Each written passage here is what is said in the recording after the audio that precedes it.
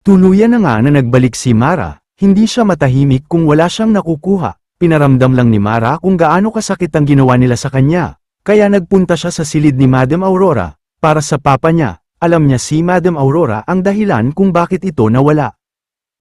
Lumapit si Mara kay Madam Aurora, alam niya, ito ang pangunahing dahilan kung bakit namatay ang papa niya.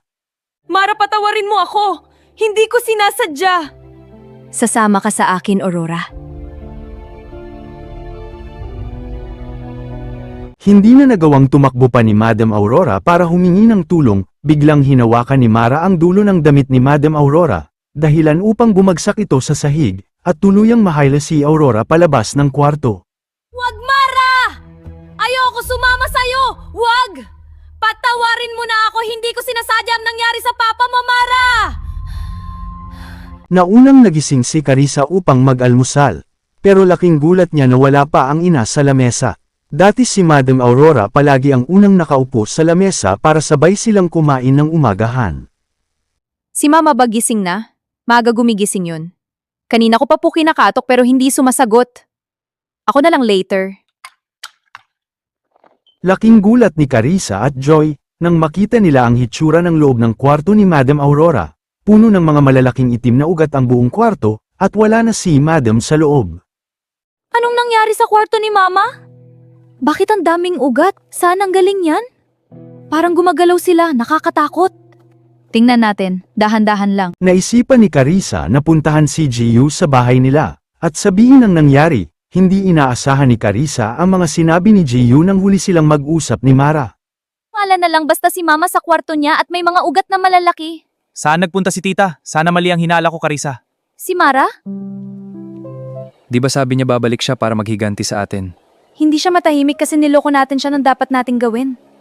Hindi ko alam, Carissa. Bakit suot mo ang singsing ni Mara? Hindi ko maalis. Paggising ko nasa daliri ko na ito. Ayaw ka talagang bitawan ni Mara? Gabi na nang makauwi si Carissa sa mansion, parang wala naman kakaibang nangyari buhat nang dumating siya.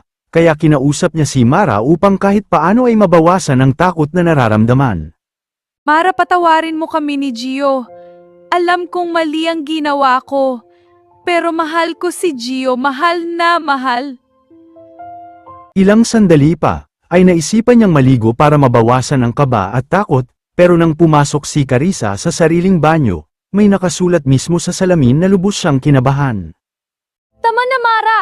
Patawarin mo kami ni Gio, hindi namin sinasadya ang lahat. Hindi na nagdalawang isip si Carissa at dumiretso siya sa pinto ng kwarto para lumabas, pero laking gulat niya, hindi niya mabuksan ang pinto, at kahit anong sigaw ang gawin niya hindi siya maririnig sa labas. Ang hindi niya alam, may presensya siyang kasama. Tulong! Tulungan niyo ako! Pakibuksan ang pinto! Talo lang, please! Tulungan niyo ako! Pakibuksan ang pinto!